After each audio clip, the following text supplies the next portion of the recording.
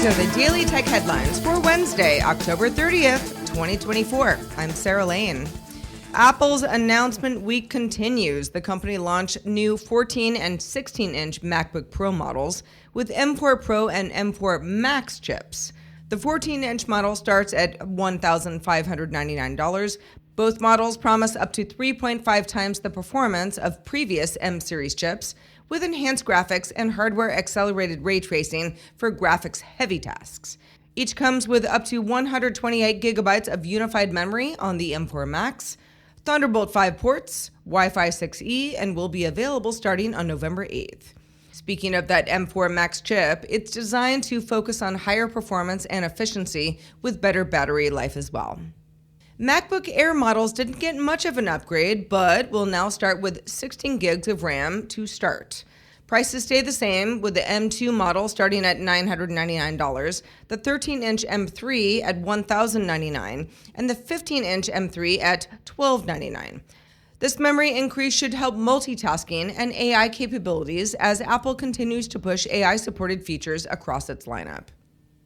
PlayStation has officially shut down Firewalk Studios, the team behind the multiplayer shooter Concord, due to the game's lackluster performance since its August launch. Concord faced issues with player retention, peaking at under 700 concurrent users on Steam before being taken offline in September.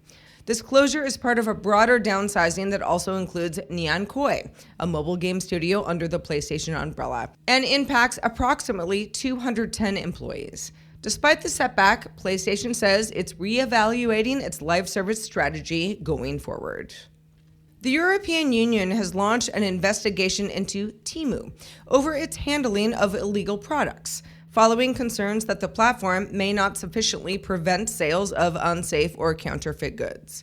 The probe will focus on Temu's processes for identifying and removing illegal items, particularly items violating EU standards. This inquiry could result in significant compliance requirements for Temu in the European market as regulators prioritize consumer safety and marketplace accountability.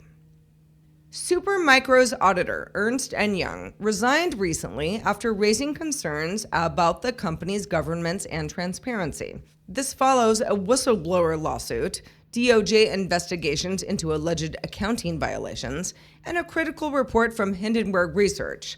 This particular report accused Supermicro of revenue inflation, conflicts of interest, and export violations, especially concerning shipments to Russia.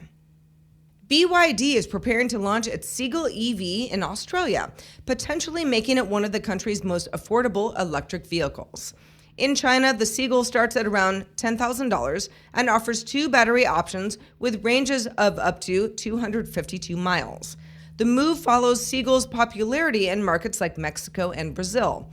BYD's strategy aims to expand its lineup and maintain competitive pricing in Australia, which includes smaller EVs and possibly even an electric pickup truck.